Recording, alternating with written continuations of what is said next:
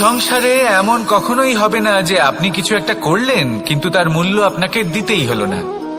যে কোনো কাজের জন্য, যে কোনো কর্মের জন্য আপনাকে মূল্য দিতেই হবে। প্রকৃতিও আমাদের এটাই শেখায়।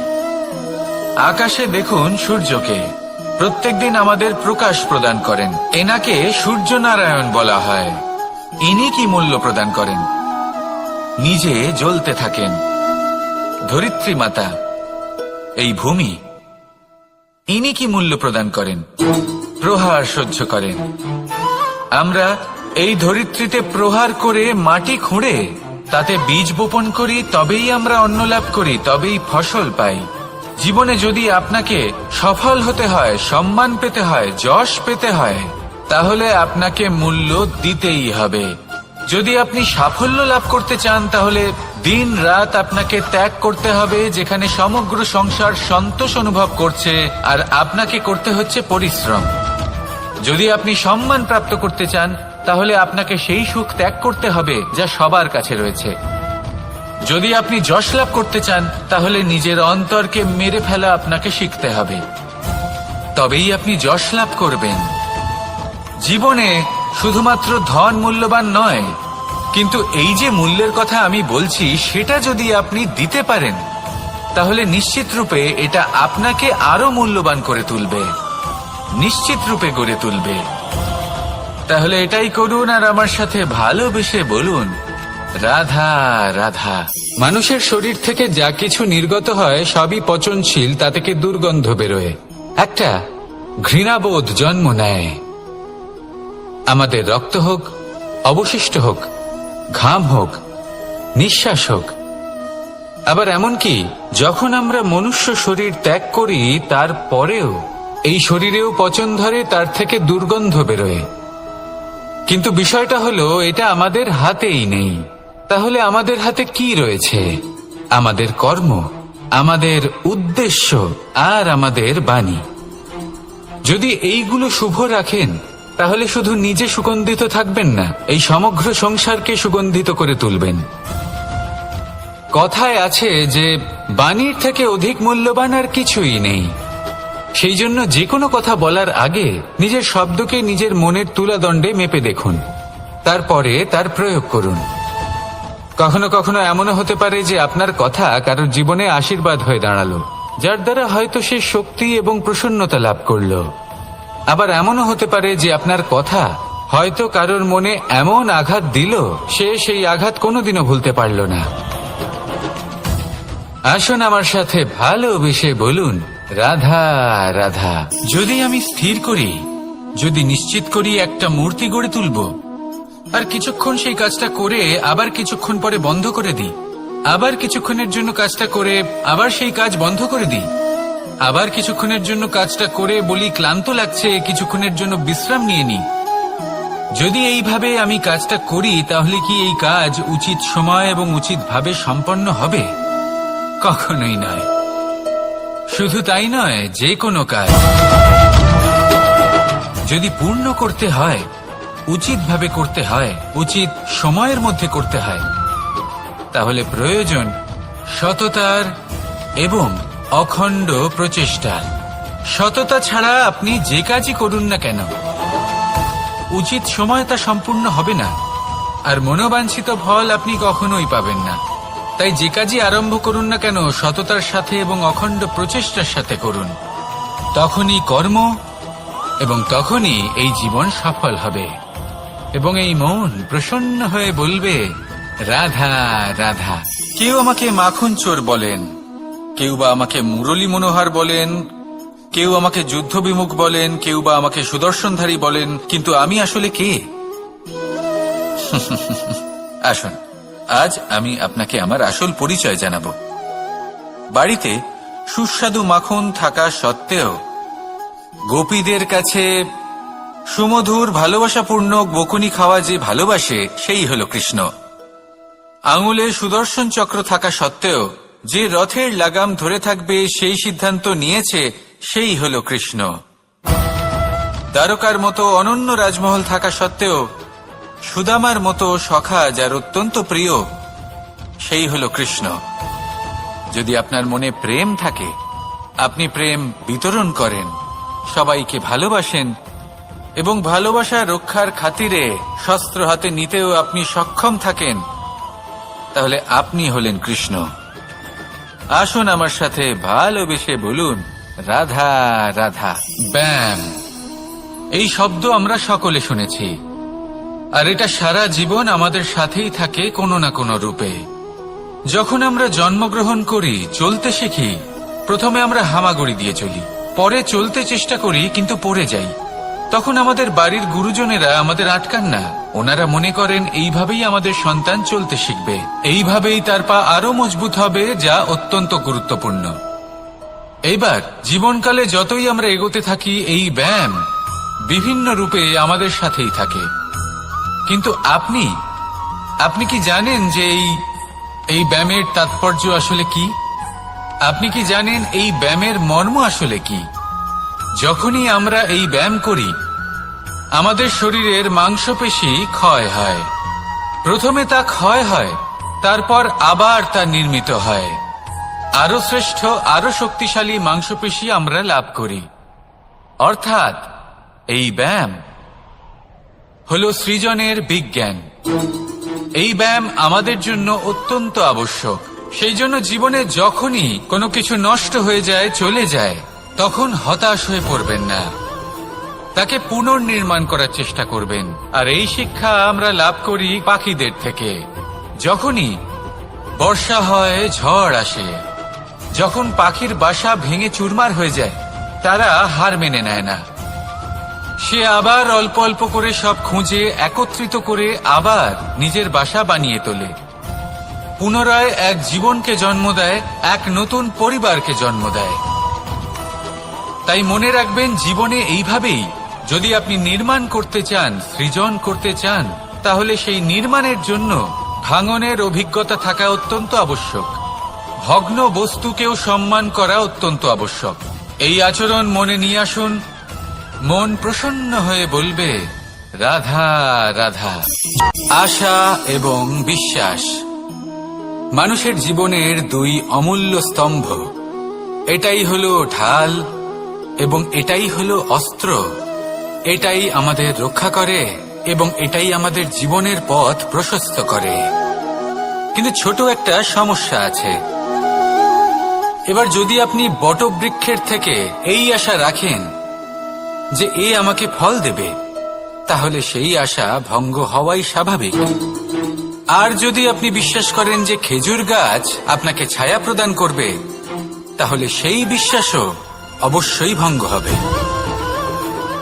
তাহলে কি করা উচিত? চোখ বন্ধ করে যে কাউকে বিশ্বাস করার আগে বা যে কারোর থেকে আশা রাখার আগে নির্বাচন করুন যে কার ওপর বিশ্বাস রাখতে চান, কার ওপর আশা রাখতে চান। তবে আমি তো বলবো যে বিশ্বাস করতে হলে নিজের ওপর করুন, যে এই সংসারে এমন কোনো কাজ নেই যা আপনি করতে পারেন না। আর শুধু কর্ম করতে থাকুন আর ভরসা রাখুন ঈশ্বরের ওপর, যে উনি আপনার কর্ম দেখবেন আর আপনাকে আপনার কর্মফল অবশ্যই দেবেন, আপনাকে সাফল্য দেবেন। যদি আপনার বিশ্বাস অটল হয়, নিরন্তর পরিশ্রম করেন, তাহলে ঈশ্বর কখনোই আপনার আশা ভঙ্গ হতে দেবেন না। আসুন আর আমার সাথে ভালোবেসে বলুন, রাধা রাধা। আমরা আনন্দ লাভের জন্য ভালোবাসি মা বাবাকে, ভাই বোনকে, পরিবার পরিজনকে, বন্ধুকে, প্রেমিকাকে। আমরা চাই যে সকলে যেন আপন হয়ে থাকেন, আমাদের কাছে থাকেন। কিন্তু মানুষের একটা প্রবৃত্তি আছে যে তিনি যা লাভ করে ফেলেন তার মূল্য তিনি বুঝতেই পারেন না। যদি আপনার বাড়ির কাছে একটা মিষ্টি জলের সরোবর থাকে বা সুন্দর নদী থাকে, তাহলে জলের গুরুত্বটা কি আপনি তা বুঝতেই পারবেন না। সেইখানে আপনি যদি কোনো একটা মরুভূমিতে যান, আপনি অনুভব করতে পারবেন যে এক একটা ফোঁটা জলের কি গুরুত্ব, তার মূল্য কি। সুখের মুহূর্তে যদি আপনজনদের মনে রাখেন, তবে দুঃখের মুহূর্ত নিজে থেকেই দূরে সরে যাবে। ভালোবাসা এবং তার সাথে স্মরণ করা, এটাই তো হলো জীবনের এবং ভালোবাসার আসল মূল্য। আসুন আর আমার সাথে ভালোবেসে বলুন, রাধা রাধা। আমাদের হাতটা দেখুন, এই হাতে 5টা আঙুল আছে যা ভিন্ন ভিন্ন ধরনের, একরকম কেন নয়? কারণ হলো প্রত্যেকের নিজের নিজের গুরুত্ব আছে, নিজের নিজের মাহাত্ম্য আছে। এরা ভিন্ন, তাই একত্রিত হয়ে মুষ্টিবদ্ধ করা সম্ভব, যার দ্বারা আমরা আত্মরক্ষাও করতে পারি, আবার আক্রমণও করতে পারি। যদি 5টি আঙুল সমান হতো তাহলে মুষ্টিবদ্ধ হতে পারত না, নিজেদের মধ্যে বিভ্রান্তির সৃষ্টি করত। এবার এরকমই কিছু আমাদের সংসারেও হয়। আমাদের দেশ, যেখানে একটি ভূমির ওপর ভিন্ন ভিন্ন ধর্মের মানুষ বাস করেন, ভিন্ন ভিন্ন জাতি, ভিন্ন ধর্ম, ভিন্ন ভাষা, কিন্তু যদি আমরা এটা ভাবি যে কিভাবে এই দেশকে কল্যাণের পথে নিয়ে যাওয়া যায়, কিভাবে এর বিকাশ করা সম্ভব, তাহলে আমাদের একত্রিত হওয়া শিখতে হবে। যেইভাবে 5টা আঙুল একত্রিত হয়, মুষ্টিবদ্ধ হয়, সেইভাবেই আপনার যে ভাষাই হোক, যে ধর্মই হোক, যে জাতি হোক না কেন, ঠিক আছে, আবশ্যক হলো আপনার নিজের কর্মভূমির সাথে, আপনার ধরিত্রীর সাথে যুক্ত থাকা, সাথে থাকা। তবেই দেশের উন্নয়ন সম্ভব, তবেই এই দেশ স্বতন্ত্র থাকবে, সফল হবে, আর এই মন প্রসন্ন হয়ে বলবে রাধা রাধা। খেলা খেলতে কে না ভালোবাসেন? আমরা প্রত্যেকেই যখন সময় পাই, সুযোগ পাই, তখনই আমরা কোনো খেলা খেলি। খেলার সময় 2 ধরনের মানুষ ওখানে থাকেন, 1 যারা অংশগ্রহণ করেন, আর 2 যারা দেখতে থাকেন, যারা দর্শক হয়ে দেখেন, যারা নিজের পক্ষের বিজয়ের ফলে উচ্ছ্বসিত হয়ে থাকেন, পরাজয়ের ফলে শোক পালন করেন, পরামর্শ দিয়ে থাকেন। আর বিজয়ী কে হন? বিজয়ী তিনি হন যিনি অংশগ্রহণ করেন। নির্বাচন আপনাকে করতে হবে, আপনি কি করতে চান? আপনি কি খেলোয়াড় হতে চান, নাকি আপনি দর্শক হতে চান? যদি আপনি বিজয়ের আনন্দ লাভ করতে চান, সেই রোমাঞ্চ অনুভব করতে চান, তাহলে খেলতে হবে, ময়দানে আপনাকে নামতেই হবে।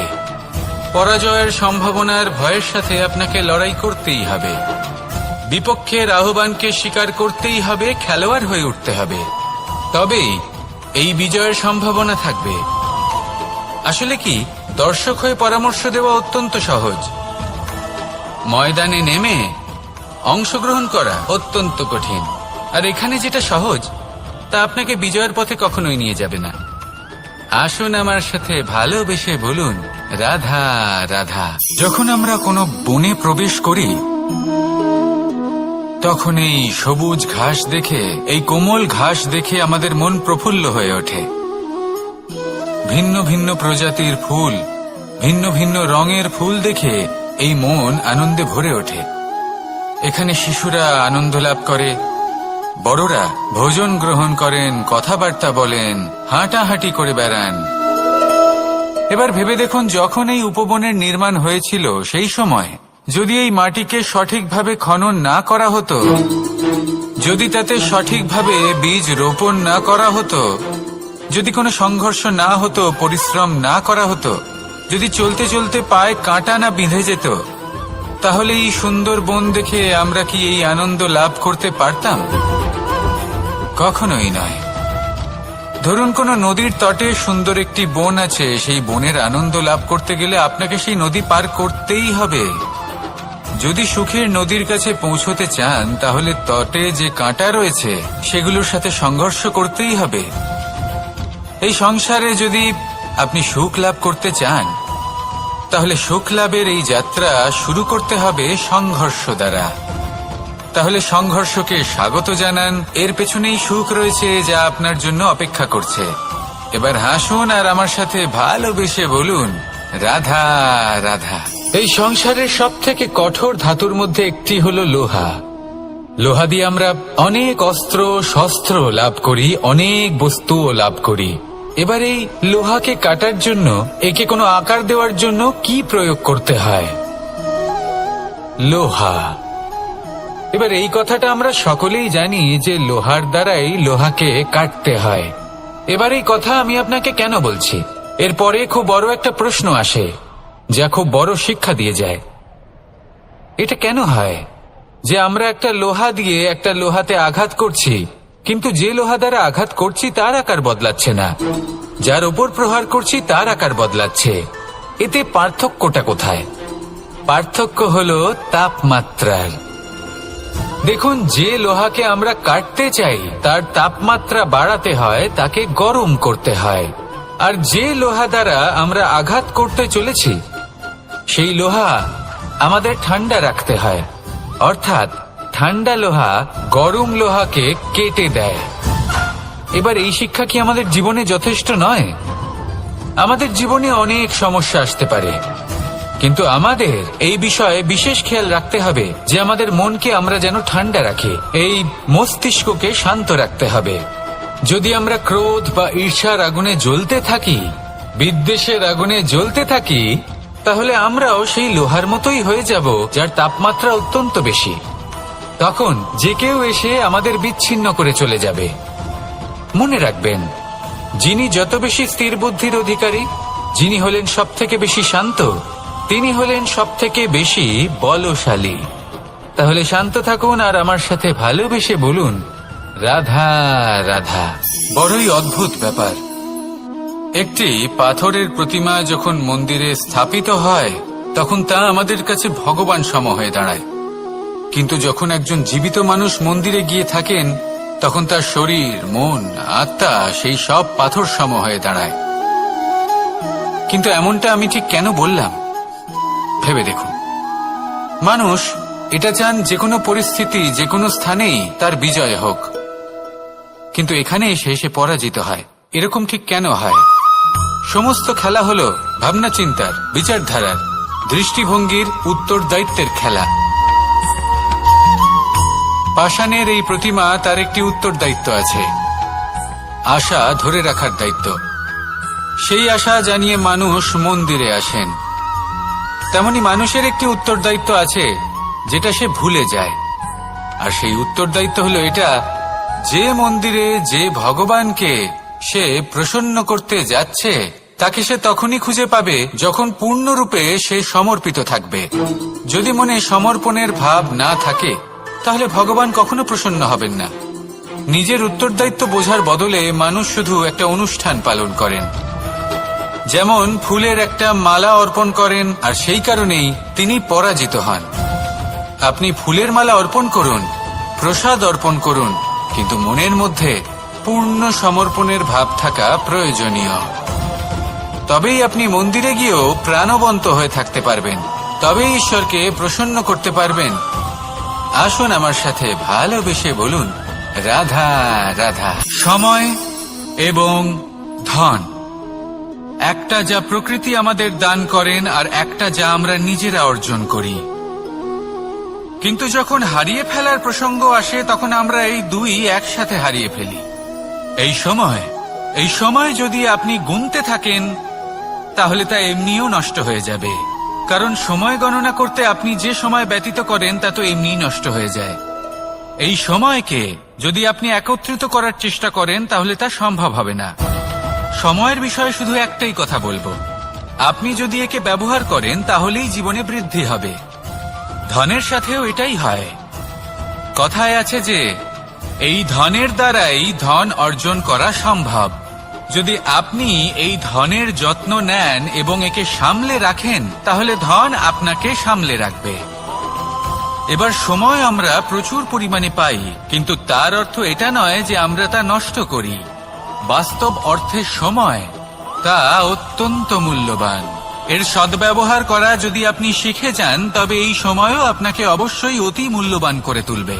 আসুন আর আমার সাথে ভালোবেসে বলুন, রাধা রাধা। কখনো কখনো আমাদের জীবনে দুঃখ আসে এবং তার কারণ হলো সন্দেহ। মানুষ আমাদের উপর সন্দেহ করে, আমাদের কর্ম নিয়ে, আমাদের মানসিকতা নিয়ে, আমাদের কথা নিয়ে, আমাদের চরিত্র নিয়ে। কখনো কখনো আমরা শুভ উদ্দেশ্য নিয়ে কারোর মঙ্গল কামনা করি, তার জন্য কোনো ভালো কর্ম করি, এবং সেই ব্যক্তি আমাদের বন্ধুত্ব নিয়েই, আমাদের সম্পর্ক নিয়ে, আমাদের সততা নিয়ে প্রশ্ন করতে থাকে, আমাদের সন্দেহ করে। তখন আমাদের দুঃখ হয়, কিন্তু এটা হওয়া উচিত নয়। কারণ যখনই কোনো ব্যক্তি আপনাকে সন্দেহ করছে তাতে আপনারই মূল্য বৃদ্ধি পাচ্ছে। এবার আপনি বলবেন, এ কি করে সম্ভব হতে পারে? আরেকটা কথা বলুন, আপনি কখনো শুনেছেন যে কয়লার শুদ্ধতার পরিমাপ করা হচ্ছে? শোনেননি, কারণ এমনটা কখনো হয়ই না। শুদ্ধতার পরখ শুধুমাত্র সোনার ক্ষেত্রে করা হয়। শুধুই তার শুদ্ধতা নিয়ে সন্দেহ প্রকাশ করা হয়। এই সোনাকে পরখ করা হয়, আর যখন এই সোনা এই পরীক্ষায় উত্তীর্ণ হয় তখন সেই সোনা কতটা মূল্যবান সেটা সংসার জানতে পারে। সেই রকমই এই সংসার আপনাকেও পরখ করবে। যখন আপনি এই পরীক্ষায় উত্তীর্ণ হবেন তখন আপনার মূল্য কতটা অধিক সেটা এই সংসারও জানতে পারবে। সেই জন্য যখনই কেউ আপনার উপর সন্দেহ করবে, দুঃখ পাবেন না। শুধু এই কথাটার খেয়াল রাখবেন, আপনি কি উচিত পথে চলেছেন, উচিত কর্ম করছেন। সকলের প্রতি আপনার মনে যেন সদ্ভাবনা থাকে, এবং হ্যাঁ, আপনি যেন আমার সাথে ভালোবেসে বলেন,